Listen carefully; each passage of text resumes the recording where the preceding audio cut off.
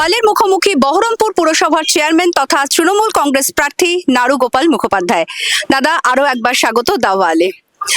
দাদা, সকাল সকাল বেরিয়ে পড়েছেন, প্রচার তো চলছে একেবারে জোর কদমে। কিছু ব্রেকফাস্ট করে বেরোনো সম্ভব হয় নাকি একেবারে প্রচার দিয়েই দিন শুরু? না, প্রচার দিয়ে দিন শুরু হয়। আমি সকালে ব্রেকফাস্ট করতে পারি না, আমি চা খেয়ে বিস্কুট খেয়ে স্নান করে বেরিয়ে চলে আসি। আর প্রচারে যাই, তারপর আমি যখন বাড়ি ঢুকি আবার একবারে ভাত খেয়ে নিই। আমি ব্রেকফাস্ট সাধারণত করি না।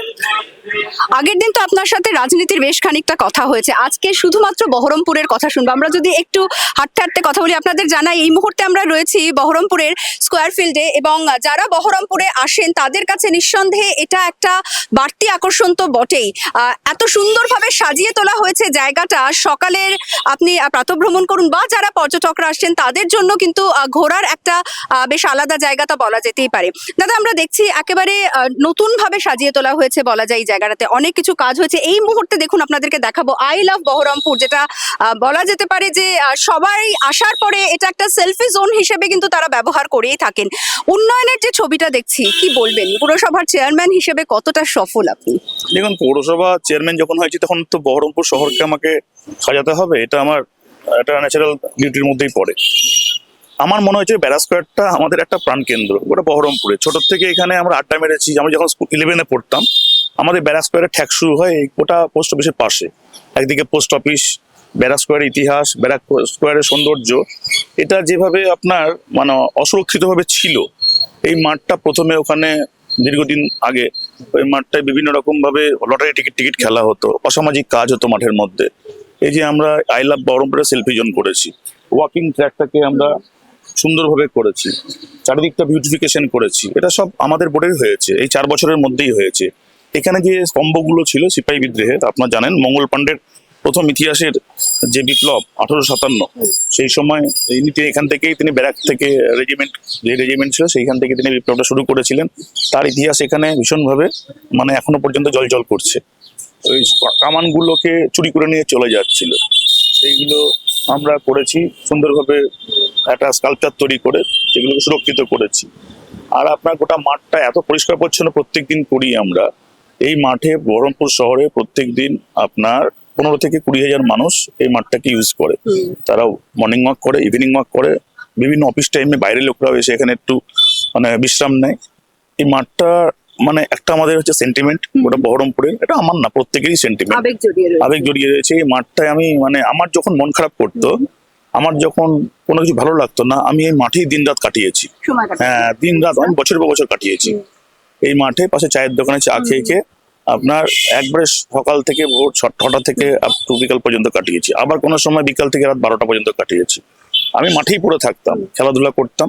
আমি যেহেতু ক্রিকেট খেলতাম, আমাদের ডায়মন্ড ক্লাব ছিল, এখনো টুর্নামেন্ট হয় এখানে। আমরা সবাই মিলে বড় এখানে আমাদের লিগ হতো, টুর্নামেন্ট করতাম এখানে। তো আমি যেহেতু খেলাধুলা ভালোবাসি ভীষণভাবে, আমি খুব মানে আমি ক্রিকেটের ভীষণ মানে ক্রিকেট খেলা ভীষণ আমার একটা নেশা। তো সেই জন্য আমি মাঠ, যে কোনো মাঠ ভালোবাসি। সেই জন্য এই মাঠটাকে আমার মনে হয়েছে একদিকে আমাদের খেলার মাঠ, অন্যদিকে এই মাঠটা হচ্ছে আমাদের এই শহরের অ্যাসেট। এই শহরে যদি কোনো বড় অ্যাসেট থাকে, এই শহরে ব্যারাক স্কোয়ার থেকে বড় কিছু নেই। তো সেই জন্য চারিদিকে গাছপালাগুলো যাতে নষ্ট না হয়, এই ফেন্সিং গুলো করা আমাদের বোর্ডেই করেছি। তারপর দেখতে পাচ্ছেন যে আপনার ওই দিকগুলো দেখবেন, রাইট সাইড গুলো, ওইগুলোতে আমরা আগে হকার বসে থাকতো, ওদেরকে আমরা শিফট করিয়ে অন্য জায়গায়। ওখানে বিভিন্ন রকম আমরা একটা ওই যেগুলো কামান আছে বা যুদ্ধ বিমান আছে সেইগুলোকে আমি ইনস্টল করেছি। ওখানে একটা সাম্পান বলে, আমি ওখানে আড্ডা মারতাম, একটা জায়গা ছিল কেন, ওটাকে একটা ওই অশোক চক্র দিয়ে, ওই আমাদের যেটা উড়িষ্যায় কোনারকের চাকা দিয়ে সেখানে একটা স্কাল্পচার তৈরি করেছি। আরো ইচ্ছে আছে ব্যারাক স্কোয়ার এখানে সাজানোর। এর পাশাপাশি ডিস্ট্রিক্ট ম্যাজিস্ট্রেট রাজশ্রী যখন ছিলেন এখানে, আমি আর রাজশ্রী মিলে, এটা হেরিটেজ জোন ছিল, এটাকে আরো প্ল্যানিং ওয়েতে করতে হবে, আরো বাকি আছে কিছু কাজ। এই ম্যাগাজিন বিল্ডিং গুলো অ্যাবান্ডন হয়ে পড়েছিল, একদিকে এসডিওর বাংলো, একদিকে এডিএম এর বাংলো, একদিকে আপনার বিভিন্ন সরকারি দপ্তরগুলো রয়েছে। এগুলোকে একটা সুন্দরভাবে মানে নতুন রেনোভেশন করা, আর পাশাপাশি একটা জোনগুলোকে, কলকাতার যে কফি হাউস আছে, বিভিন্ন এন্টারপ্রেনারদের এখানে যারা সুন্দর ফাস্ট ফুড তৈরি করে, ক্যাফেটেরিয়া, এখানে কিছু সেলফ হেল্প গ্রুপের মেটেরিয়াল গুলোকে আমরা দিয়ে প্রোডাকশন বেস এই জায়গাটাকে তাদেরকে রেন্টে দেওয়া। এটা ডিএম আর আমি, রাজশ্রী ছিল তখন, আমরা পরিকল্পনা করেছিলাম। শহরের মানুষজন এখানে আসছে, ব্যবসাদাররা এখানে একটা ব্যবসা করার সুযোগ পাচ্ছে, এবং আরো এটাকে আমাদের যে ইচ্ছে আছে 3 তলা একটা দিক মার্কেট করা, গোটা এরিয়াটা আপনার 3 তলা করে হেরিটেজ প্যাটার্নের মার্কেট করা। দেখবেন কুচবিহারে আছে পুরো হেরিটেজ প্যাটার্নের মার্কেট করা। এটা আমার সঙ্গে ডিএম এর কথা হয়েছে, আমরা এই ভোট টোট মিটে গেলে পরে এইগুলো আমরা করব। এটাও একটা special commercial zone as well as হচ্ছে মানুষের একটা এন্টারটেনমেন্টের বিরাট জায়গা তৈরি হবে। এটা মূলত আমরা যেগুলো দেখি, যে বাইরে যেগুলো দেখি, মূলত এয়ারপোর্টে দেখবেন আপনার ভালো ভালো এয়ারপোর্টে আপনার প্রচুর স্পেস থাকে, সেখানে মানুষ বাজারও করে, সেখানে মানুষ আপনার এন্টারটেনও করে, সেখানে মানুষ সময় কাটায় এবং বড় একটা জায়গাটা আকর্ষণীয় হয়ে তোলে। সেইভাবে আমাদের প্ল্যানিং আছে, দেখা যাক কতটা করতে পারি। মানে নির্বাচনের ফলাফল দাদা যাই হোক না কেন, পুরসভার চেয়ারম্যান যেহেতু আপনি থাকবে, মানে কাজ প্রচুর রয়েছে এবং একেবারে পরিকল্পনা মাফিক সেই কাজ হয়েছে। দেখুন, এখানে আমি একটা পরিষ্কার কথা বলছি, আমি বহরমপুর পৌরসভার চেয়ারম্যান হিসেবে কাজ শুরু করে 4 বছর হলো। তাহলে কাজটা কিন্তু আমারই দায়িত্ব বেশি করার, এই কারণে দরকার, কারণ আমাকে এখনো পর্যন্ত 20 বছর রাজনীতি করতে হবে। যদি আজকে আমার বয়স 46 হয়, তাহলে আমি যদি 60 বছর পর্যন্ত বা 65 বছর পর্যন্ত রাজনীতি করি, আমাকে রাজনীতিটা তো করতে হবে। রাজনীতি করার আমার মাধ্যম কি হবে? নিশ্চয়ই রাজনীতি করতে গেলে কাজ করতে হবে। সেই কাজ করার জন্য আমি বহরমপুর শহরেই কাজ করব, আমি তো বাইরে কোথাও কাজ করব না। অর্থাৎ বহরমপুরে আমার যে 20 বছর, আগামী দিনের যে 20 বছর রয়েছে, সেই 20 বছরটা আমি বহরমপুরের জন্য, যেহেতু আমি ফুল ফ্লেজেড ডেডিকেটেডলি পলিটিক্সটা মানে প্রায় 8-10 বছর আগে থেকে শুরু করে দিয়েছি, সেই জন্য আমি অন্য কোনো পেশা, আমি চাকরি করতাম ছেড়ে দিয়েছি, আমি ব্যবসাপাতি করতাম, সেগুলো আমার অনেক ছোট হয়ে গেছে। যেহেতু এটা আমার রাজনীতি যখন আমি করবই, কেন করব? আমি কোনো পার্টি টাটি বুঝি না, আমি বুঝি না কে খারাপ কে ভালো। আমার দরকার একটাই, আমি দরকার বুঝি যে স্টেট গভর্নমেন্ট, আমি বিগত দিনে বামফ্রন্ট সরকারের সময় যখন কংগ্রেস করতাম, মিউনিসিপ্যালিটি যখন আমরা করেছি, আমরা দেখেছি সেই সময় রাজ্য সরকারের সঙ্গে না থাকলে পরে কোনো ডেভেলপমেন্ট শর্ট করে হয় না। শুধু টাকা পয়সা নয়, বিভিন্ন ল্যান্ডগুলো রাজ্য সরকারের হাতে আছে, সব কালেক্টরেট ল্যান্ডের দিকে। এই ল্যান্ডগুলো যদি আমি না পাই, আমি ডেভেলপমেন্ট করব কি করে? আজকে ল্যান্ডের ইন্টার ডিপার্টমেন্ট ট্রান্সফারের মধ্যে দিয়ে যদি পৌরসভা সরকারি দলের মধ্যে থাকে, তাহলে সেইখানে তার প্রপোজালের ভিত্তিতে ল্যান্ডের পয়সা লাগে না, সেই ল্যান্ডটা তাকে ডেভেলপমেন্টকে দিতে পারে। যেমন বহরমপুর শহরে অমৃত প্রজেক্টের মধ্যে দিয়ে 59,000 গাছ আমরা লাগিয়েছি। সেই গাছগুলোকে আরো সুন্দরভাবে একটা সারিবদ্ধভাবে লাগাতে, একটা ভিটফাইড মানে স্পেশাল আপনার মানে কি বলবো ট্রিজ জোন তৈরি করতে আমার ল্যান্ড দরকার। তো ল্যান্ড, সরকারি ল্যান্ড ছাড়া প্রাইভেট ল্যান্ড তো কিনতে পারবো না, প্রচুর টাকা দাম। তো এই ল্যান্ডগুলোকে পেতে গেলে পরে আমাকে সরকারি দলের সঙ্গে থাকতেই হবে, এবং সরকারি দলের মধ্যে দিয়েই আমাকে এই বহরমপুর শহরে ডেভেলপমেন্ট করতে হবে। এটার বিকল্প কিছু নেই, এটার মানে কিচ্ছু নেই বিকল্প। এখানে অধীর চৌধুরী দীর্ঘদিন ধরে এমপি ছিলেন, যদি উনি বলতে পারেন যে এই অধীর চৌধুরীর দাবি যে যা কাজ তার সময় হচ্ছে, এখন শুধুমাত্র চাকচিক্য হচ্ছে। আমি বলি, এই ব্যারাস্কোয়ারটা 15,000 লোক হাঁটছে, এই ব্যারাস্কোয়ারটা সুন্দর, এবং এই যে ওয়াকিং ট্র্যাক, অধীর চৌধুরী 25 বছর ছিলেন, কেন করেননি? এখানে তো 15-20 হাজার মানুষ হাঁটে, এখানে তো সব থেকে বেশি যারা ওনাকে ভোট দিয়েছে তারাই বেশি হাঁটে এখানে। তাদেরকে জিজ্ঞেস করুন আপনি, এই 4 বছর আগে 5 বছর আগে আমি যদি এগুলো না করতাম, এই মাঠটা এত সুন্দরভাবে ইউজ করতে পারতেন? অধীর চৌধুরী তার এমপি ল্যাডের, অধীর চৌধুরী ডেভেলপমেন্টটা যে করেছেন, তিনি যে দাবি করছেন, সেই দাবির এই ক্রেডিট রাজনীতিটা আমি করতে রাজি নই। কারণ তিনি যখন 25 বছর ধরে সাংসদ ছিলেন, একটা লাস্ট তিনি 2010 থেকে 5 কোটি টাকা করে পেয়েছেন, 10 থেকে 24 আপ টু, তার মানে আপনার একটা বড় পর্যায়ে তিনি প্রায় 100-150 কোটি টাকা পেয়েছেন। তার আগের পর্যায়ে তিনি 100-150 কোটি টাকা পেয়েছেন। আপনি ওয়েবসাইটে ওনাকে দেখতে বলুন। আমি বহরমপুরের নাগরিকদের কাছে আমি প্রশ্ন রাখছি, অধীর চৌধুরীর যে ডেটা শিট আছে এমপি ল্যাডের, তিনি এমপি ল্যাডে কটা টাকা এখানে দিয়েছেন? তিনি তো এমপি ল্যাডের টাকা ছাড়া তো আর দিতে পারবেন না। আর পৌরসভা সংক্রান্ত যেগুলো রাস্তাঘাট হয়েছিল, ওগুলো রেগুলার ডেভেলপমেন্ট, ওগুলো তো আমরাও করছি। আমরা প্রায় না করে 100 কোটি টাকার উপর কাজ করেছি 4 বছরে। তো সেগুলো তো নাগরিক মানে পরিষেবার মধ্যে অটোমেটিক কোর্সেই এটা আরবান ডিপার্টমেন্ট দেবে বা যেখানে রুরাল ডিপার্টমেন্ট দেবে। এই ক্রেডিট তো আমার নিয়ে লাভ নাই, এটা তো জেনারেল কাজ। জেনারেল কাজের ক্রেডিট মানে আলাদাভাবে কোনো এমপি এমএলএ পায় না, সাধারণত জেনারেল কাজের ক্রেডিট যে পেয়ে থাকে সেটা আপনার রাজ্য সরকার পেয়ে থাকে। তো এই জায়গায় দাঁড়িয়ে অধীর চৌধুরীর দাবি মানে নিজেকে ক্রেডিট নেওয়ার রাজনীতি, বহরমপুরটা উনিই করেছেন, আর কেউ করেননি। তাহলে বলতে হয় যে ব্যারাক স্কোয়ারটা মির্জাপুরের কাছ থেকে যে নেওয়া, এবং সেখানে 1857 সালে সিপাহী বিদ্রোহ হয়েছিল, তখনও তিনি এটা করেছিলেন, এবং এই ব্যারাক স্কোয়ারটা তিনিই তৈরি করেছেন, চালও বলতে হয়। তাহলে ইতিহাস মিথ্যা হয়ে যাবে। সবই যদি উনি করে থাকেন, তাহলে পরে তো এখানে আপনার এই বহরমপুরে জন্ম 1765 সালে, এখানে প্রচুর মানে প্রথমে কতগুলো ব্রাহ্মণের বাস ছিল বহরমপুর, উলখাগড়া জঙ্গল ছিল, সৈদাবাদ ছিল এবং মুর্শিদাবাদ, দুটো টুইন সিটি নিয়ে এই বহরমপুর শহরে জন্ম হয়েছিল। এখানে ফার্সিদের একটা বড় মানে এরিয়া ছিল, বিজনেস মানে পয়েন্ট ছিল ফরাসিদের। এখানে আপনার সোমেন নন্দীদের বড় একটা অবদান আছে, যারা রাজা ছিলেন সেই সময়। যত স্কুল, এই যে কেন কলেজ দেখতে পাচ্ছি, যেটা ইউনিভার্সিটি হয়েছে, কলেজটা রাজাদের দান। মহারানী কাশেশ্বরী স্কুল রাজাদের দান। আপনার জলকল যেটা চলছে, জল খাচ্ছে, রাজাদের দান। তাহলে পরে এই ইতিহাসগুলো তো মিথ্যে হয়ে যাবে। এই যে বিল্ডিংটা দেখছেন, এই ক্যান্টনমেন্ট এরিয়া, এখানে এই যে ফিউমেজ বিল্ডিং, এখানে লর্ড কর্নওয়ালিস থাকতেন এখানে, যখন তিনি মানে এখানকার সুপিরিয়র ছিলেন আমাদের অবিভক্ত বাংলার। এইখানে বঙ্কিমচন্দ্র চট্টোপাধ্যায় ম্যাজিস্ট্রেট অফিস ছিলেন, তিনি এখানে চাকরি করতে আসতেন ডিএম বাংলোটায় এখানে। তো এখন এই ইতিহাসগুলোকে তো বিকৃতি করে লাভ নেই, ইতিহাসগুলোকে মিথ্যা করে তো লাভ নেই। ওদের যদি সবই যদি করে দেবেন, তাহলে বহরমপুর শহরটা উনি তৈরি করেছেন। এই যে এই যুক্তিগুলো আমার মনে হয় এখানকার বহরমপুরের মানুষ যারা ইতিহাস চর্চা করে, যারা প্রবীণ মানুষ, বা যারা হচ্ছে মানে পড়াশোনা জগতের মানুষ, বা যারা হচ্ছে একটু জানার চেষ্টা করে, নিজেদের বহরমপুরটাকে নিয়ে রিসার্চ করে, তারা বলতে পারবে যে এই বহরমপুর শহরে গরিমা আজ থেকে নয়, অধীর চৌধুরী, মমতা ব্যানার্জি, নরেন্দ্র মোদী, নারগোপাল মুখার্জি ফ্যাক্টর নয়। আমরা এই শহরটা একটা তৈরি করা শহর। এটা একটা ক্যান্টনমেন্ট সিটি ছিল। এই ক্যান্টনমেন্ট সিটি তৈরি হয়েছে ব্রিটিশদের দ্বারা। এবং কেন তৈরি হয়েছে? সেই সময় মুর্শিদাবাদ অর্থাৎ লালবাগ যেহেতু ছিল হচ্ছে আমাদের ক্যাপিটাল ছিল মুর্শিদাবাদের, লালবাগ থেকে শিফট করার জন্য, লালবাগের যেন গুরুত্ব কমানোর জন্য সেই সময় ইংরেজরা এটা তৈরি করে। তো এটা শহরের উৎপত্তি। এই যে একটা বিষয় একটু জানবো যে এই মানে নগর উন্নয়ন দফতর মানে সেটা থেকে যে ফান্ডের আপনারা একটা অভিযোগ করেন যে এখন সেই ফান্ড পর্যাপ্ত পরিমাণে আপনারা পাচ্ছেন না, সত্যি কি ফান্ড আসছে না? না, আরবান ডেভেলপমেন্টের যে ফান্ডটা, সেটা আমরা পাচ্ছি না সেটা বলা ভুল হবে। আরবান ডেভেলপমেন্ট ফান্ডটা আমাদের মোটামুটি দিচ্ছে, কিন্তু আরবান ডেভেলপমেন্টে বেশি কতগুলো ক্রাইটেরিয়া আছে। অর্থাৎ এগুলো তো একটা মানে অনলাইনের মধ্যে দিয়ে একটা প্যারামিটার ওয়াইজ অ্যালটমেন্টটা হয়। এটা তো ইচ্ছা করলে মুখ্যমন্ত্রী আমাকে বেশি দিল বা ববি হাকিম সাহেব আমাকে বেশি দিল, এটা হতে পারে না।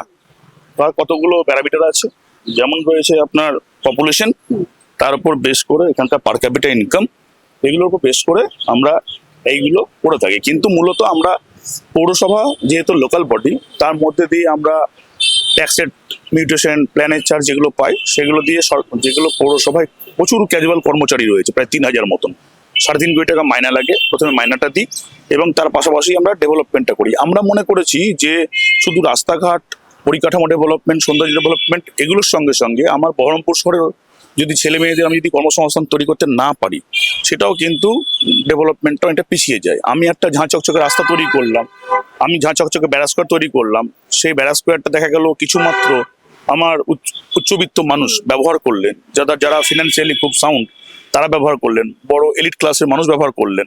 আর আমার বহরমপুর শহরে 90% মানুষ তাদের অভাবের তাড়নায় তারা রুজিরুটির জন্য লড়াই করতে করতে এই ব্যারাজ স্কোয়ারের স্বাদটা নিতে পারলেন না। অর্থাৎ ইতিহাসের স্বাদটা তখন পাওয়া যাবে যখন তার পেটে ভাত থাকবে। অর্থাৎ এই জায়গাটাই আমি চিন্তা করি আগে, আমার বহরমপুর শহরে আমার মিউনিসিপ্যালিটি ক্যাপাসিটি দিয়ে আমি 3,000 মানুষকে, আপনার সমস্ত ভালো ছেলে মেয়ে সবগুলোকে, আমাদের হরিজন ভাইদেরকে আমি কিছু কর্মসংস্থান জোগাড় করেছি।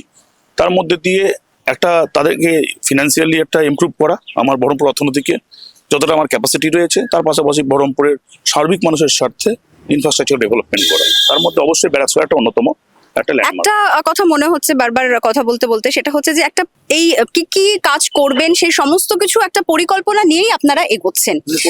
এবং সেই জায়গায় দাঁড়িয়ে যদি আমরা দেখি এই বহরমপুর পুরসভার একটা দিক খুব পরিষ্কার, একদম স্বচ্ছ জল টলটল করছে, কিন্তু ড্রেনেজ সমস্যা সেটাও তো একটা বড় ফ্যাক্টর। কি পরিকল্পনা? ড্রেন সমস্যা অনেক ছিল। আমরা আমরুক প্রকল্পের মধ্যে দিয়ে 18 কোটি টাকা ড্রেন করেছি।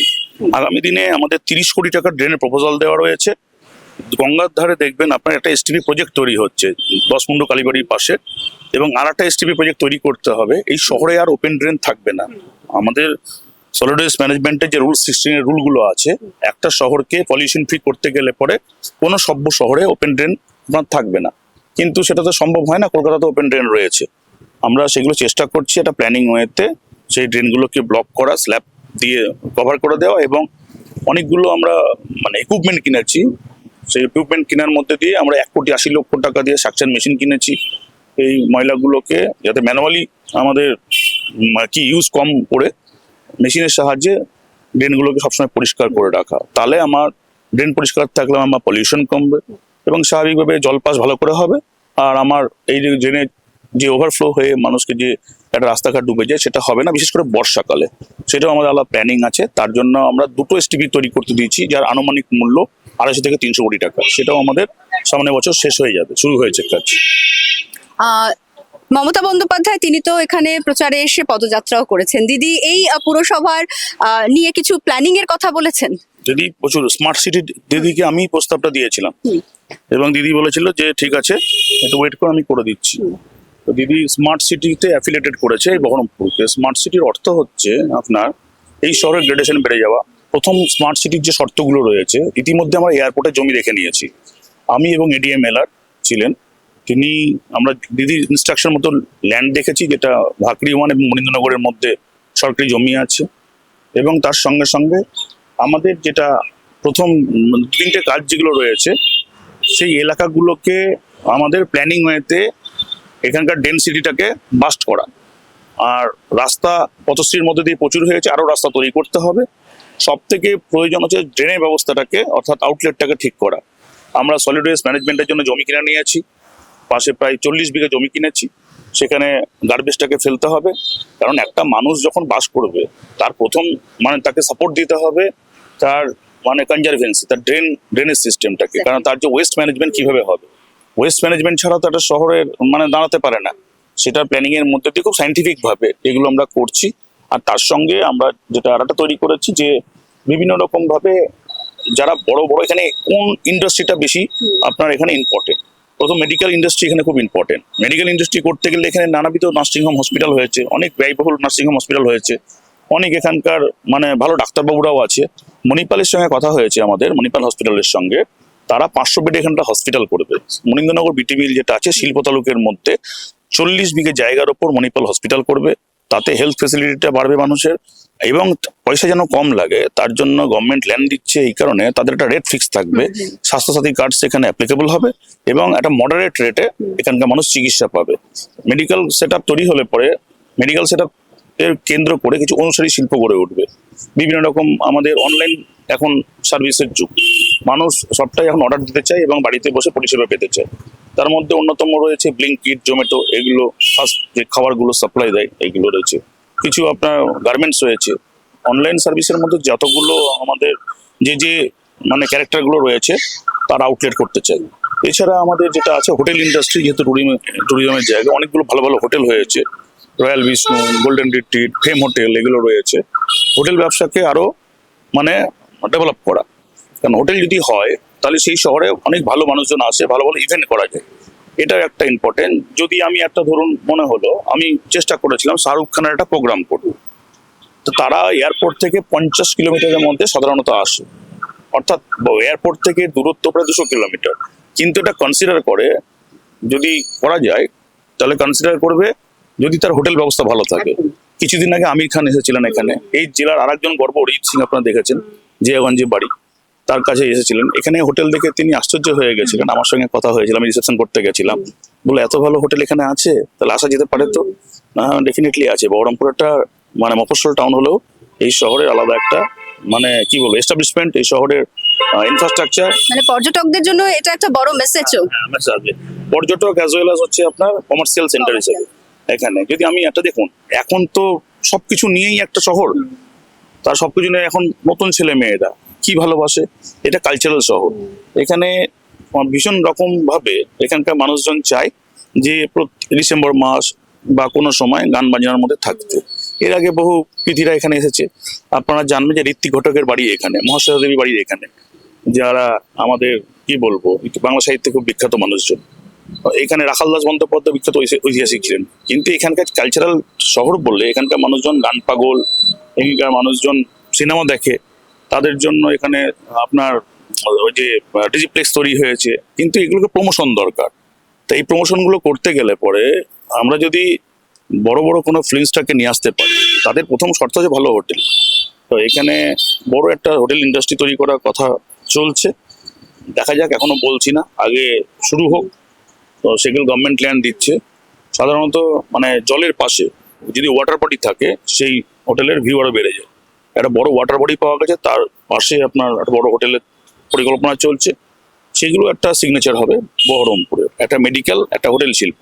আর এই দুটো শিল্পকে কেন্দ্র করে অনেক ছোট ছোট যারা অনুসারী শিল্প রয়েছে, যেমন মেডিকেল কলেজ হলে পরে ছোট কিছু হোটেল, মেডিকেল কলেজ হলে পরে আপনার খাবারের দোকান, মেডিকেল কলেজ হলে পরে আপনার প্রত্যেক দিন হেলথ ম্যানেজমেন্টকে কেন্দ্র করে আপনার কিছু মেডিকেল ইনস্ট্রুমেন্ট, মেডিসিন, এগুলো আপনার একটা ভালো বাজার পাবে। অন্যদিকে আপনার হোটেল ইন্ডাস্ট্রি হলে পরে যারা মানে প্রত্যেকবার এখানে যদি কালচারাল পারফরমেন্স থাকে, বড় যদি স্টার আসে, বড় খেলোয়াড় আসে, তাহলে পরে এই ইভেন্টগুলোর মধ্যে দিয়ে একটা অনুসারী শিল্পগুলো, ছোট ছোট শিল্পগুলো, তারা হচ্ছে একটা ডেভেলপ করার সুযোগ পাবে, চিন্তা ভাবনা রয়েছে। কিন্তু প্রত্যেকটা ক্ষেত্রে দরকার রাজ্য সরকারকে। উইদাউট রাজ্য সরকার মানে municipality has nothing to do anything. বারবার এই বিষয়টা আপনার কথায় উঠে আসছে। একটা কথা বলুন দাদা, যে জনসংখ্যার চাপও তো এখানে বাড়ছে, সেক্ষেত্রে এই বহরমপুরের মানে পরিসর বাড়ানোরও কিছু চিন্তা ভাবনা পরিকল্পনা রয়েছে? স্মার্ট সিটির মধ্যে পরিসর বাড়ছে। আমাদের পাশে যে ফ্রিঞ্জ এরিয়া রয়েছে, মনিন্দরনগর, আমাদের পাশে ভাকরি ওয়ান, আমাদের পাশে হরিদাস মাটি, এইগুলো প্রায় আপনার সেমি আরবান কি প্রায় ম্যাক্সিমাম আরবানে আপনার কনভার্ট করে গেছে। সেখানে আপনার G+10 বিল্ডিং হচ্ছে, বড় বড় বাড়ি আছে, প্ল্যানিং, রাস্তাঘাট রয়েছে। কিন্তু তার সঙ্গে সঙ্গে আপনার এগুলোকে সলিড ওয়েস্ট ম্যানেজমেন্ট যদি করতে পারি, কনজারভেন্সি সাপোর্ট যদি দিতে পারি, তাহলে পরে সেটা আরবানের মধ্যে ইনক্লুশন হলে পরে এই শহরটা বেড়ে যাবে, শহরের উপর চাপ কমবে, এবং সেখানে তাদের প্রয়োজন অনুযায়ী আমরা বিভিন্ন রকম প্রজেক্ট ওখানে এস্টাবলিশ করতে পারি। এর মধ্যে দিয়ে একটা শহরের বৃদ্ধি এবং গ্রেটার বহরমপুর তৈরি করার ক্ষেত্রে এটা একটা আমাদের পরিকল্পনা রয়েছে। এই সমস্ত পরিকল্পনা বাস্তবায়ন বা উন্নয়নের ক্ষেত্রে বারবার রাজ্য সরকারের প্রসঙ্গ আপনি উত্থাপন করছেন। গত 5 বছরে বিধায়কের কোনো সাহায্য পেয়েছেন, কোনো সাহায্যের হাত বাড়িয়ে দিয়েছেন? বিধায়ক খুব একটা বেশি এখানে এফেক্টিভ নয়, কারণ বিধায়ক, বিরোধী পার্টির বিধায়ক ঠিক আছে, কিন্তু বিরোধী পার্টির বিধায়ক 5 বছর ছিলেন, ওনাকে কোনো আমি মানে সরকারি দলের সঙ্গে সরকারি সাহায্যের জন্য না ডিএমকে ফোন করতে দেখেছি, না এসডিওকে, না আপনার পুলিশকে, না আপনার মানে মুখ্যমন্ত্রীকে, না কোনো ডিপার্টমেন্টের মন্ত্রীকে আমি কোনোদিন তার মানে প্রপোজাল দিতে দেখেছি। দেখুন, বিধায়ক হয়েছে মানে সবার বিধায়ক, তো প্রপোজালটা তো দেবে। তো সেই যদি প্রপোজালই না দেয়, তাহলে পরে এটাকে তার নোটিশ আসবে কি করে? ধরুন শহরটা সবারই, শহরটা আমারও, শহরটা বিধায়কেরও, শহরটা অধীর চৌধুরীও, কিন্তু তাদেরকে তাদের ইগো থেকে বেরিয়ে এসে প্রপোজাল দিতে হবে। তো প্রপোজালগুলো তারা তো কোনোদিন দেয়নি, কিন্তু টাকা যারা দেবে, তারা যদি তার টাকা যারা দেবে তাদের কাছে যদি প্রপোজাল না দেয়, তারা সেটাকে জানবে কি করে? ধরুন আমি একটা 10 কোটি টাকা বাজেট দিলাম, তারাও যদি একটা 10 কোটি টাকা বাজেট দেয় দুজন মিলে, তাহলে কিছুটা তো টাকা পাওয়া যাবে। এই জায়গাটায় একটা মানে বড় গ্যাপ আছে। সেই জন্য হয় বিরোধী থাকুক, না হলে পরে শাসক দলে থাকুক, এটা আমার মনে হয়েছে। কারণ আপনার ওইরকম ভাঙাচোরা করে আপনার আলটিমেটলি বহরমপুর সাধারণ মানুষের কোনো লাভ হবে না। ক্রিকেট আপনার প্রিয়, বারবার বললেন, খেলা চলছে, আইপিএল চলছে, কোন দলকে সাপোর্ট করছেন? আইপিএল খেলা দেখি আমি। সময় পাচ্ছেন এই প্রচারের মধ্যে, ব্যস্ততার মধ্যে? আমার অ্যাকচুয়ালি আইপিএল আগে কেকেআর কে সাপোর্ট করতাম, সৌরভ ছিল। তারপর আমি সৌরভ চলে যাওয়ার পর আমি আর সেভাবে আইপিএল এ বিশেষভাবে কোনো দলের সমর্থক নয়, যে ভালো খেলে তাকেই সমর্থন করি। শেষ প্রশ্ন, একদিকে কার্তিক মহারাজ, অন্যদিকে হুমায়ুন কবির, মেরুকরণের রাজনীতির প্রসঙ্গে যদি আসা যায়, বহরমপুর কি আগের তুলনায় বেশ খানিকটা অস্থির, এবং কতটা সুষ্ঠু শান্তিপূর্ণ নির্বাচন সেটা আশা করছেন? কোথাও গিয়ে চ্যালেঞ্জ? বহরমপুরে আজ পর্যন্ত যত ইলেকশন হয়েছে, আমি 98 সাল থেকে ভোট করছি, আমি তো প্রিপোল পোস্টপোল কোনো ভায়োলেশন দেখিনি। বহরমপুরের মানুষ 80% উপর ভোট দেয়, খুব খুশির মেজাজে ভোট দেয়। যেসব অভিযোগগুলো করে তাদের এখন, তারাই তো ক্ষমতায় ছিল, অধীর চৌধুরীরা তো দীর্ঘদিন ক্ষমতায় ছিল, তো সেই জায়গায় দাঁড়িয়ে কোথায় ভায়োলেন্স হয়েছে? তাদের এখন হচ্ছে সময় নিরিখে তাদের ভোট কমেছে, সময় নিরিখে তাদের ক্ষমতা কমেছে, নতুন প্রজন্ম উঠে আসছে। এখন এই জায়গাটাকে মানতে না পেরে এখন এই অভিযোগগুলো ফেব্রিকেটেড করে, এটাকে মিডিয়াতে ক্যাশ করাই চেষ্টা করে, মানুষকে অন্যরকম ভাবে ডাইভার্টেড করে নিজেদের দিকে ভোট টানার জন্য, কিন্তু এটা তার বাস্তবতার সঙ্গে মিল নেই। এখানে কোনো ভালোভাবেই ভোট হবে। মেরুকরণের রাজনীতি এটা একটা বিষয় আছে, এটা অস্বীকার করার জায়গা নেই। গোটা বাংলার সঙ্গে, গোটা ভারতের সঙ্গে বহরমপুরেও মেরুকরণের একটা রাজনীতির মানে পোলারাইজেশন একটা পার্সপেক্টিভ থেকে একটা ইস্যু আছে, যেটা খুব হিডেন, চাপা এবং সাইলেন্ট। এবং যেহেতু মুর্শিদাবাদের মধ্যে বহরমপুর একমাত্র 75% হিন্দু ডোমেন এরিয়া, সেই জন্য একটা চাপা, সাইলেন্ট একটা মেরুকরণ আছে। ধন্যবাদ দাদা দ্য ওয়ালকে সময় দেওয়ার জন্য। একেবারে প্রচারের মাঝেই কিন্তু আমরা সময় পেলাম এখানকার যে পুরসভার চেয়ারম্যান এবং অবশ্যই এবারে তৃণমূল কংগ্রেসের প্রার্থী নারুগোপাল মুখোপাধ্যায়ের সঙ্গে, এবং রাজনীতির প্রশ্নের বাইরে গিয়ে কিছুটা একেবারে পুরসভার চেয়ারম্যান হিসেবে আগামী দিনে তার ঠিক কি কি পরিকল্পনা রয়েছে সেটা ভাগ করে নিলেন তিনি দ্য ওয়ালের সঙ্গে। ক্যামেরায় অরিত্র কবিরাজের সঙ্গে অর্পিতা, দ্য ওয়াল।